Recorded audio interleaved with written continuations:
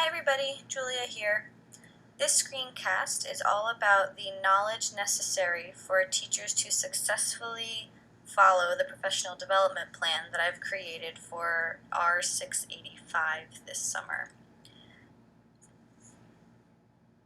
Just as a reminder, the context for my PD plan is in an elementary school. It is for 3 6th grade teachers, and the plan focuses on classroom management for a technology-enabled classroom. This includes establishing a classroom culture that values technology, and it also incorporates a technology plan where each teacher will set a really clear vision for the year of what they want technology use to look like in their classroom and how to get it to align to their current classroom management practices. So let's dive into what the teachers actually need to know in order to be successful with this PD plan. For starters, it's really important that they already have a handle on traditional classroom management practices. These teachers are experienced, they know what they are doing in the classroom, so already being familiar with establishing routines and procedures, setting expectations, setting up guidelines or rules to follow in the classroom, all of these skills are really going to benefit them when it comes to adapting them for technology-related purposes. Going along with that, they also need knowledge of time management. A big part of using technology in the classroom that these teachers are struggling with is making it more seamless and efficient. So if they aren't able to manage the technology and make the time most efficient, it's going to be really difficult to actually use the technology for any sort of project. So having knowledge of time management and different strategies that can assist with time management will be really beneficial as well. They need knowledge of the destination. So this is where the technology plan comes in. Rather than just sort of willy-nilly trying out whatever idea comes to mind, they need to start with a clear picture at the beginning of the year of how they want the technology integration to look in their classroom. So we're going to begin with the end in mind. Do they want things to be teacher-centered or student-centered? Do they want students to be leaders in the classroom when it comes to technology? So having this vision will definitely help guide the technology plan that we create. Next, I can't remember what article this came from, but I read it years ago, and it talks about teacher withedness. And basically, that boils down to having eyes in the back of your head. So when you are using technology in a classroom, the biggest concern these teachers have is not being able to police all of the students and what apps they are using and whether they're on task or off task. So I think having knowledge of this withedness concept and being mindful of actually practicing it while their students are using technology is something really important. I don't think it's really anything different than what they normally would do in a classroom to keep kids on task. It's just a matter of making it clear that it has to be adapted now that they've got these screens in front of them. Next up, we've got the students. They need knowledge of, well, the teachers, not the students, but the teachers need knowledge of student development. So when it comes to 6th graders, what are they capable of? What are their limitations? Are there any special needs in the classroom that might affect the kinds of policies or procedures they put in place? You know, at this age, how many steps in a routine can they remember? Or how much independence can they handle? So having a firm grasp on this age range and where they are in their growth and development will have a big impact on what kinds of strategies and what kinds of routines they're able to put in place in their classroom. And of course, now we're getting into the stuff that they may not be as familiar with, but they need knowledge of the devices that are in their classrooms. And primarily in this context, that means iPads.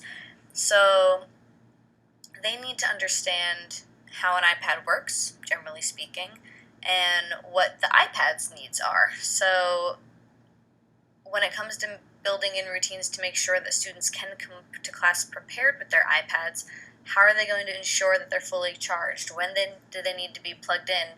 How often do they need to be plugged in? How long will that battery last? All these kinds of little nitty-gritty details are going to determine what sorts of routines they put into place. So we need to educate the teachers on the technology so that they know what purposes their routines will fulfill.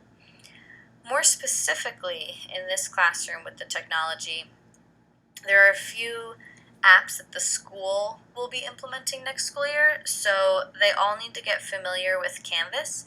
This is something the 6th grade will utilize as a learning management system, so understanding how to create assignments in Canvas, how to communicate with their students in Canvas, how to do anything Canvas can do in Canvas, and to what degree they want to use it will be very, very important for them. I'm pretty sure that this is going to be an expectation of the teachers next year, so we need to get familiar with this app over the summer. Additionally, there's other apps like Engage or Class Dojo that can assist with classroom management, so even if it's not these specific apps, just being familiar with apps that can facilitate classroom management and then having a choice in which ones they want to use in their classroom will be beneficial. So that's where I come in, to give them these options and help them choose whether or not and which apps might best align with their classroom management styles. Another thing that's important for them to have a good grasp on is terminology. I think in a classroom, you would have consistent terms for tables in your room. Meet me at the reading table, meet me at the craft table, whatever it is. And students know what you are talking about, and they're therefore able to follow those directions. The same is true for technology. So being able to say to a student, please go to the home screen, and then that language actually translating to students because you use it consistently and they therefore know what to do.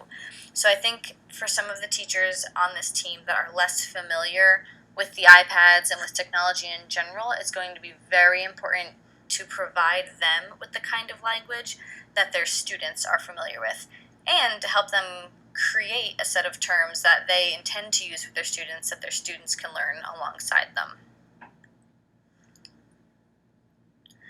It's also important for these teachers to have an understanding of how to model for their students. This is important because they're going to be using new technologies throughout the year. We're going to add apps along the way. So at the beginning of the year, as we establish classroom management and a technology culture, I think it'll be important to have these norms of, okay, how do we go about using a technology or an app that none of us have seen before? How do we utilize each other's know-how? If maybe some kids know how to and others don't. What are our rules for collaboration? Being able to model how to work with each other and how to work with the technology is going to make the process much smoother as the year goes on. And lastly, these teachers need a general knowledge of the ideas that are out there. What is possible with technology in a classroom?